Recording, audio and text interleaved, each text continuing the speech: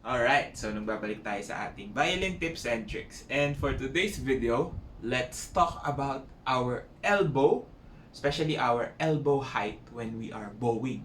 What does it do? How does it affect your playing, your tone, your overall performance, no?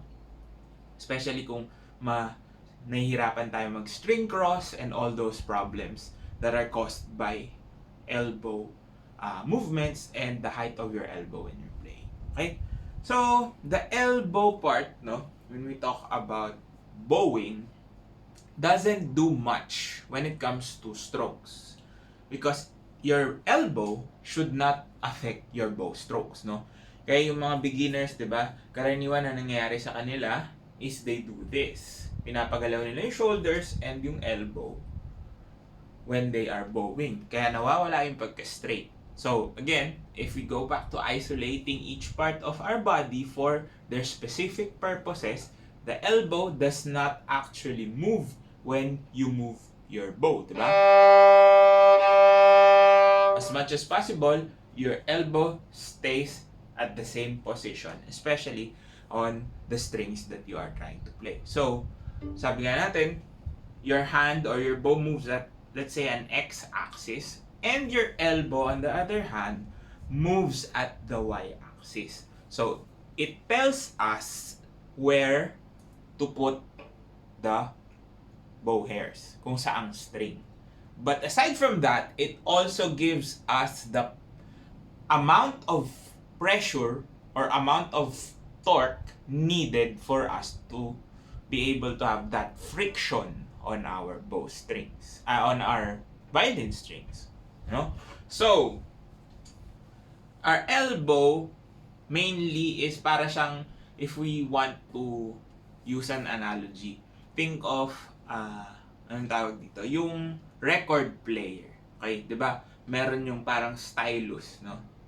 That hits the record that you want to play, and with that friction, it causes the sound, no? So, binababa yung needle dun sa record player. And then, yung plaka or yung record will be playing based on the grooves, di ba? So, it will depend on kung saan siya naglanding and how much force it actually needs. So, ganun din when we are trying to bow. Hindi lang basta nandun na or nakakapit na siya, okay na yun. No? Of course, it won't sound as good as we want it to. We want everything to be at least deliberate yung mga actions na ginagawa natin. So, when you put down your hand, your elbow is actually raising up. No? Especially on the G string, kitang-kita natin. But again, the general rule is that your shoulders should always be higher than your arm. Okay? We don't want gravity na pahirapan pa tayo, di ba? We don't want other strenuous movements. Kasi mas mataas yung elbow, mas malaki yung strain on our necks and our shoulders. So, when you put your bow down, your elbow shouldn't actually move down. No, kailangan mag-set siya ng angle in which maganda yung kapit. No? Of course, that energy translates not just from your elbows, but from your back, going to your fingers. Pero sabi nga natin, once na naputol yan, kung gumanyan, merong disconnection na nangyari, there is a breakage in that connection, mas mahina or less yung mapoprovide natin na power or pressure or energy or whatever you might want to call it. So as much as possible, you want your elbows to be able to give that leverage onto the bow. Yun yung importante doon. Ma-transfer niya yung energy niya going here without overdoing it. What do you mean by overdoing? Kapag sobrang diin na, diba? Hindi na magiging maganda yung sound. So, as much as possible, we want to keep good friction, good contact points right on the string and be able to actually move it freely.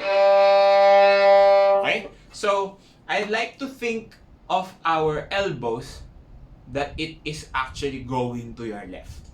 Okay? So, whether you're on the E string, A, D, or G string, you're always going to the left. You're not trying to pull away to this direction. Okay? Some people kasi are trying to say that you need your elbows to go down. No?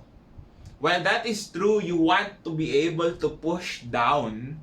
You don't want to go to the opposite direction. Because again, we are trying to pull down right here. We are not trying to pull down here. No, ayaw nating ibaba dito kasi walang pupuntahan yung energy natin. We're trying to transfer the energy from our backs, from our core to the back, to the arms, to the fingers, until the bow. Saan ba tayo mag-hit ng bow? We are going here on the left. So, as much as possible, always try to think that you are going to your left. Okay? Madali siya makita sa G string. Right? Even on the D string. But when we go lower to the A string, no? Kung mapapansin natin, of course, the tendency is for our elbows to be lower than our hands. But that doesn't mean hindi ka pwede mag-exert ng effort. Again, going to your left. Always think going to the left side yung effort na ipoproduce natin. Especially if we're going to play. Diba? Even though my elbow is targeting going to the right na. Kasi dito talagang pa-left siya. We don't want to pull down like that. We still want to press to the left. Okay? Ayan. So, kung mapapansin nyo, if I'm pressing, umaangat siya ng konti but not at the point that I am overturning my elbows. I'm not overturning the height. Nandun pa rin ako. Kung mapapansin nyo nga, it's a little bit lower than my wrist. But, again, this is still a single plane for me. Ayan. So, ganyan. And then, plane. So, you still need that power to go to the other side. Not trying to pull down here. No? And then, when you go to the E string, ito medyo mababa na talaga. Still, go to your left. No? We don't need to go to the right. No?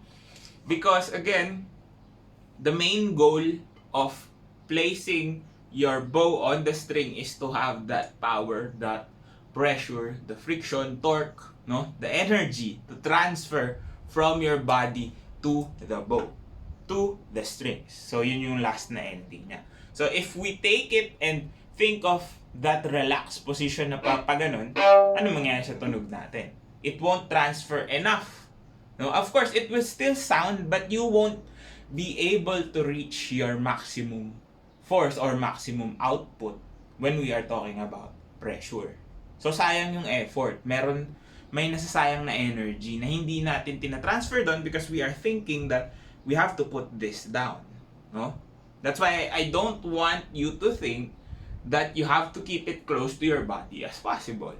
No? But, we have to set limits. Ayan. So, dito na pumapasok yung kapag nag-string cross. Bakit nga ba minsan tumatama ako? No? Because of that movement of my elbow.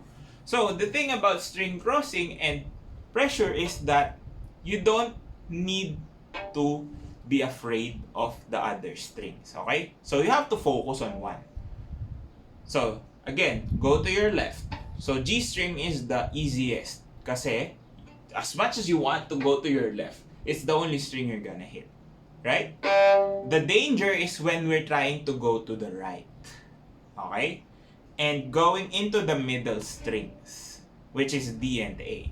Because the extremes, the G and the E, is easy to hit. You just think super left, you think super right on the E string, diba? Pero the D and A, dun tayo magkakaroon ng problem. Now, the thing is, it's not just a visual cue. Hindi mo siya pwedeng tignan lang. You also have to feel. No? So when you're trying to go to the D string, you don't need to think about G. Okay? So you have to first find out where that part is na lumipat ka na sa D string.